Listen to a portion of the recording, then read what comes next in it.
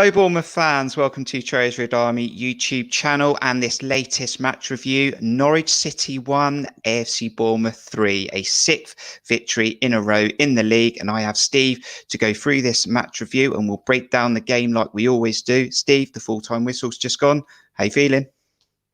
Well, relieved after the first sort of 15 minutes. I thought it was only going to go one way, but we got a little bit of luck and we turned the game around. And happy days. We keep that green line, 6 in a row now. Keep the momentum going, and can't ask for more.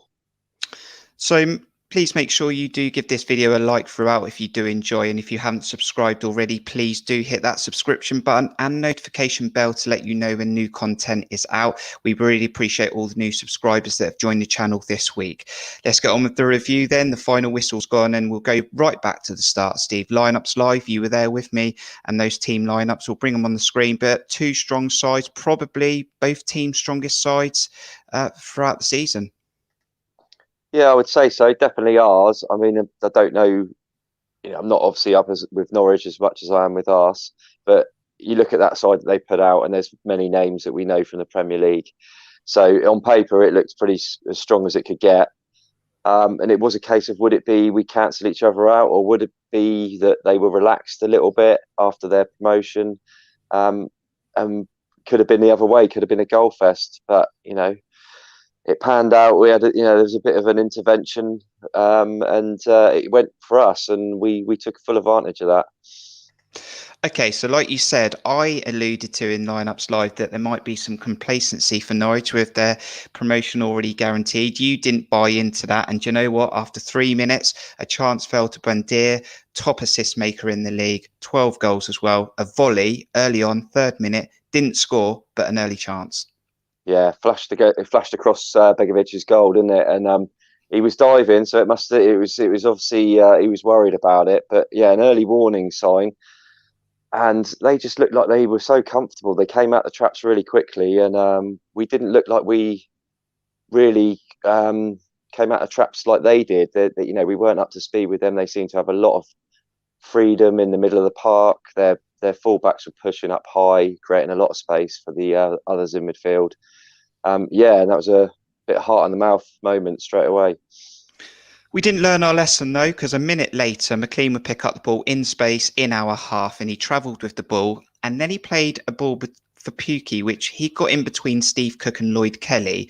He would again get the ball, Buendia would run off of him, and he'd play a ball between Cook and between Kelly, and Buendia would add to his 12 goals and make that 13 and give Norwich the lead. I don't know what you think, Steve, but that reminded me of the goal we conceded against Reading for Lucas João when he got in between the centre back and the left back, and then dummied Cook and scored a goal, but not a great goal to concede. No, and I think the problem started for that goal. We were caught a little bit out of position up high up the pitch. Pearson in particular, he was very high up the pitch at that point, and they played a couple of quick passes through the midfield, and Jeff was outnumbered on his own, and he was trying to keep up pace with Buendia but couldn't get there. And the ball through to Pukki, I thought Steve Cook didn't shower himself in glory there for me. He let him peel away from him quite easily. And he found himself in a little bit in that pocket of space, you said, between Kelly and himself. Gave him too much time, gave him enough time to wait for Buendia to get up with a play, and played a lovely little drag back pass, flick through. And Buendia only had to just chip it past Begovic for the first goal. And, like you said, we didn't learn our lesson.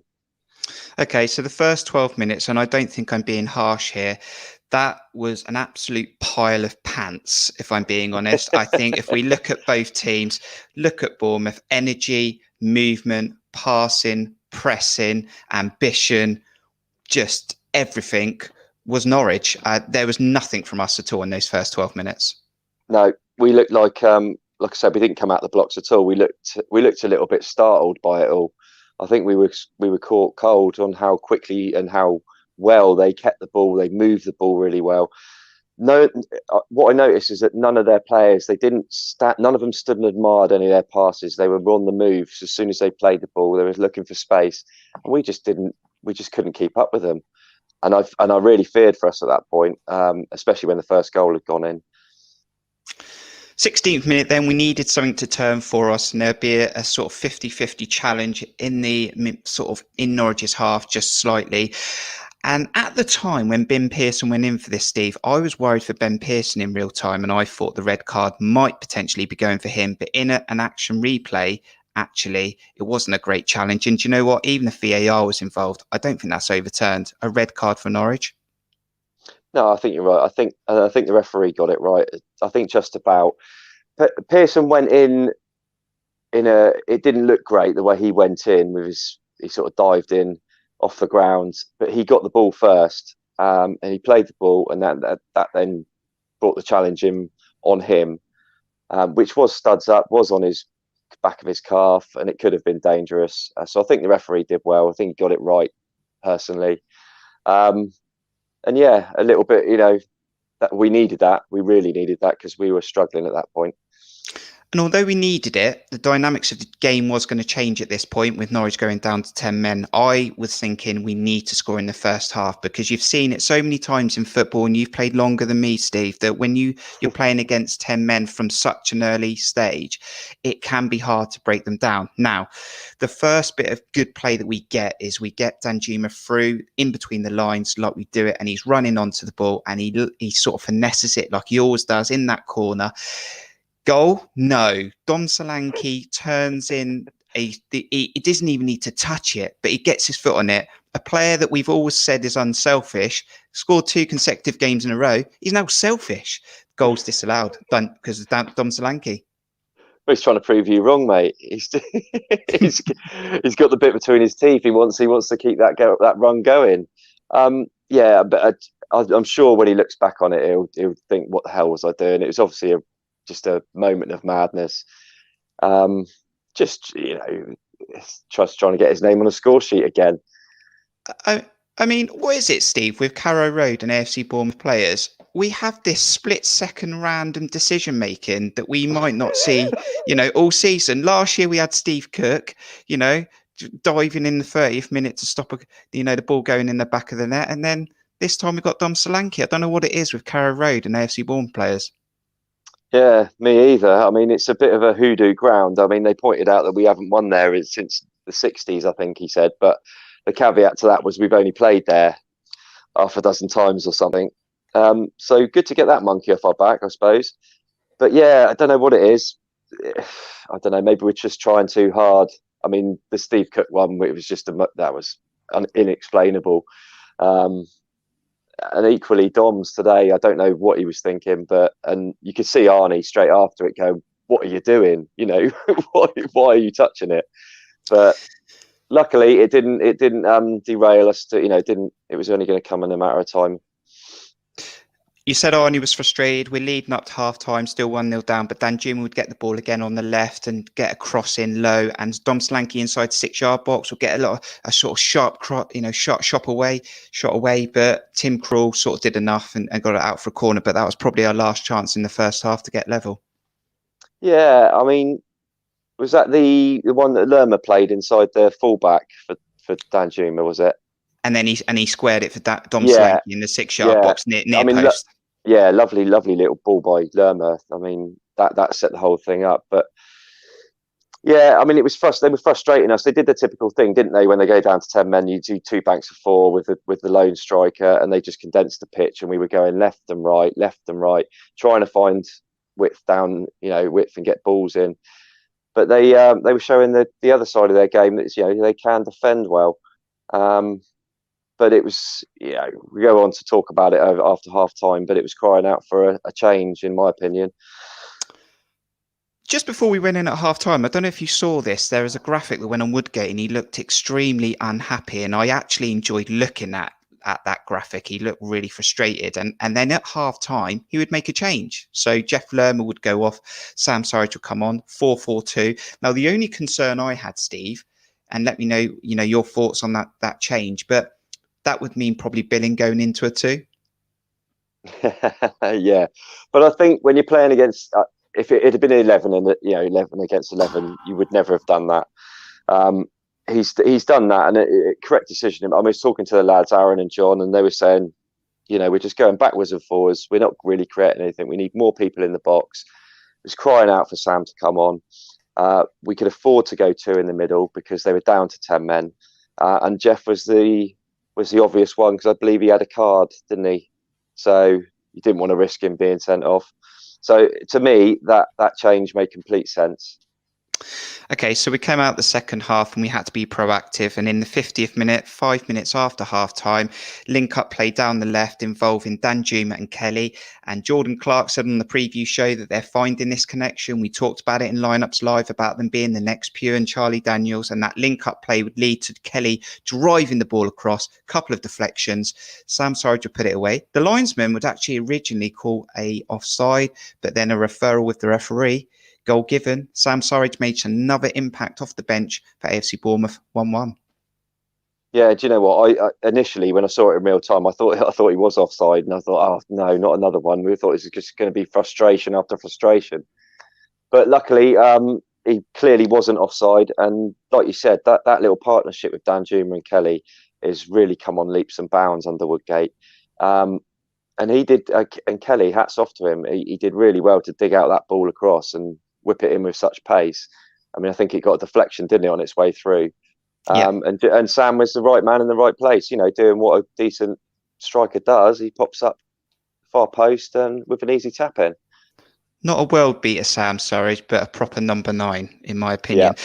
Not long after that, then, back in the game, and we're all, thinking, okay, right, we can settle down now. We've got the extra man. And 54 minutes, Norwich made a substitution, took off 25-goal striker Timur Pukki. And then I even felt more confident. But a minute or two later, Steve, when Deere would find himself just outside our box again with those skills and touch, and he would drag a chance, nearly just clip the post, but close. 1-1 still. Yeah, I mean, it was literally the thickness of the paint, wasn't it? It was so, I mean, I saw it in real time and thought, blimey, that was close. And saw it on the replay and it was like, Jesus, that was close. But yeah, a warning sign to because I think we were knocking the ball around and we weren't sort of trying. We were just probing away. But then we were always, fair play to Norwich. They were dangerous on the break like that, and they have got the weapons in their armoury to hurt somebody, and especially from someone like Buendia who can, he has a shot on him. And it's a decent shot, and from outside the area, he can be like, he's a bit of a Danjuma in that regard. So yeah, I'm lucky to get away with that one. The best way to bat away those warning signs is to give the ball to Danjuma on the left. He'll take on one defender, 2 defenders, get himself central of the goal, 25 yards out, top bins. Danjuma would not do it any other way. What an absolute strike.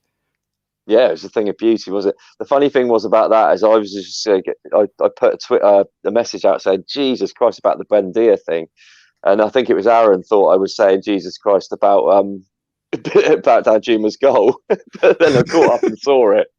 And yeah, I mean, we just haven't got anyone like him, and there's not many defenders that can live with him when he's in this form. I mean, it was kind of similar to his goal against Norwich in the first game, apart from it was from the other side, but he hit that one low, didn't he? Still cut across. Hit the low shot outside of the box, and Tim Krul was never getting a hand on that. It was nowhere near it. I mean, exceptional finish. What can I say? I don't know what it is with Danjuma, but I thought he was pretty poor in the first half, and in the first 12 minutes of our dreadful start, he was giving the ball away. But he was full of beans in the second half, and when he comes alive, he's frightening. I just don't think there's another player in the league like him when he's in the mood. Yeah, I mean, just like you said, and the fact that he and Kelly are getting that partnership going now is only adding to how threatening in the space he can get in, that Kelly creates for him. I mean, and the other thing I'll say about Kelly as well, I mean, he wasn't just overlapping. I'd quite often see him inside of Danjuma, giving him an option for that little 1-2 they were playing, which they did about, I can sort of 3 or 4 times I can remember, and they seem to pull it off most times.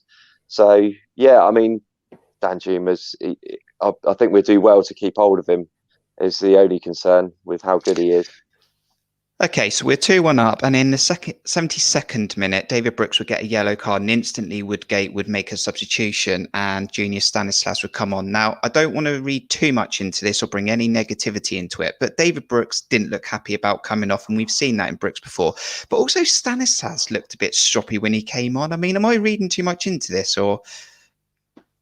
I don't know. Maybe I think Brooks, if anything, probably was a bit frustrated in himself. I didn't think he had the greatest of games. I thought down that side, Smith looked more of a threat at times than he did. Again, drifted. It's a shame after he played so well a couple of games ago, and we thought, maybe he's playing. Woodgate said he was 70% fit. We thought he's only going to get better from here, but again, drifted off, and all of our main threat came down the opposite flank, which must have been, could have been frustrating him.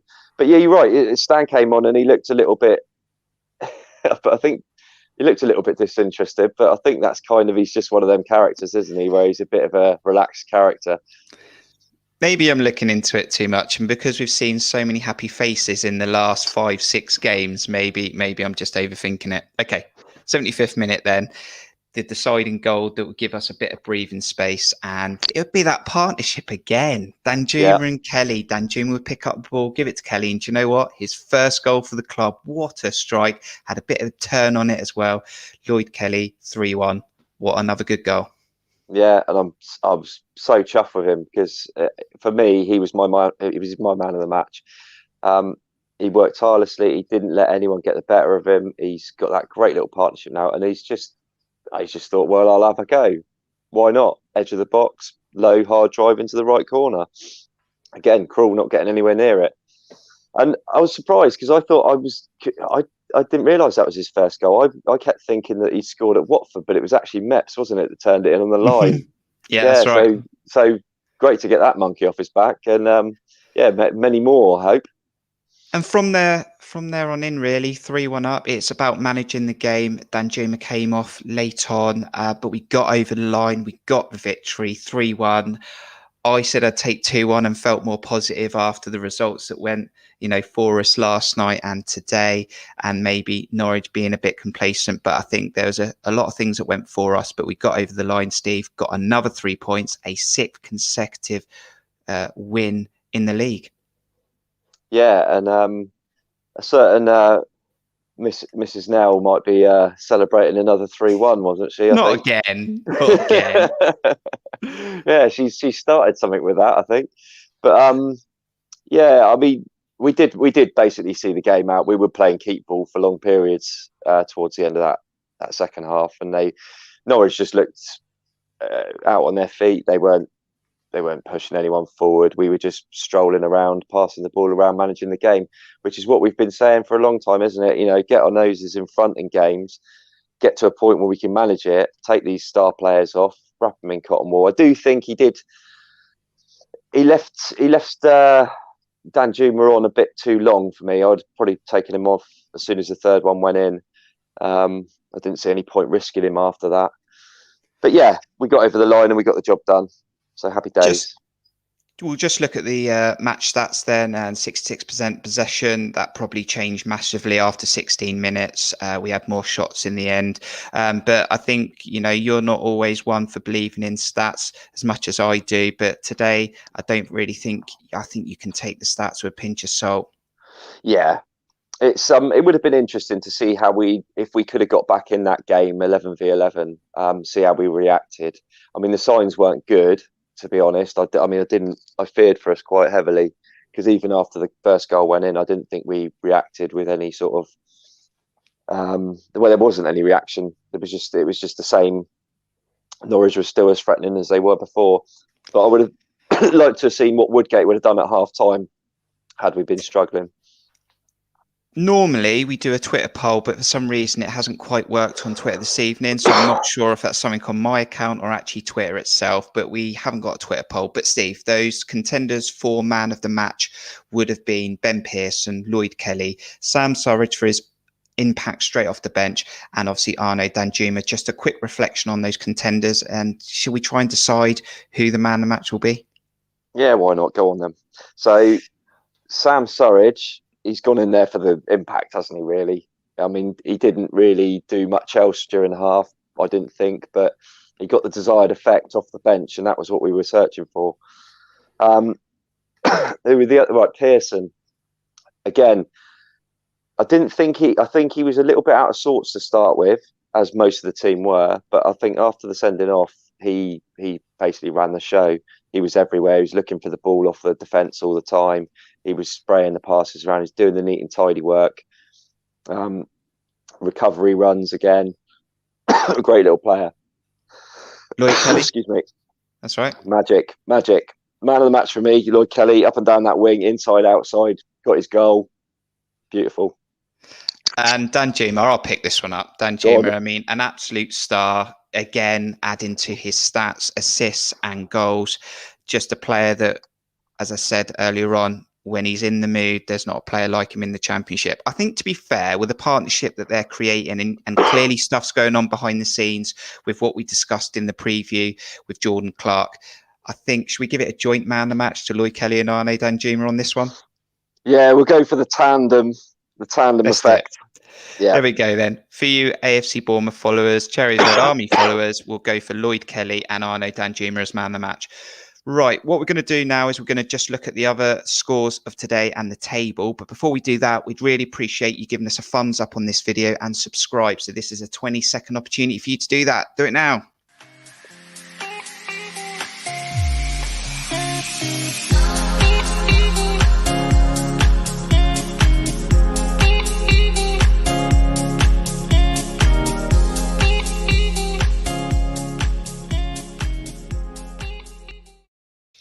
So the other scores in the Championship today is Brentford 0, Millwall 0, Luton 1, Watford 0, Middlesbrough 1, QPR 2, Nottingham Forest 0, Huddersfield 2, Sheffield Wednesday 1, Bristol City 1, Stoke 0, Preston 0, Swansea 2, Wickham 2, and Norwich 1, AFC Bournemouth 3. Last night, Reading drew 1-1 at home, and I think Blackburn beat Derby County 2-1 as well. So, Steve, a good weekend for us. We've had a few of them of late, but yeah, really, really good weekend for AFC Bournemouth. Yeah, it all seems to be going in the right direction for us off the pitch as well as on the pitch, doesn't it? So those results there. I mean, what does that put us now? So we're 7? We're in 5th points. We're in 5th on 71 points.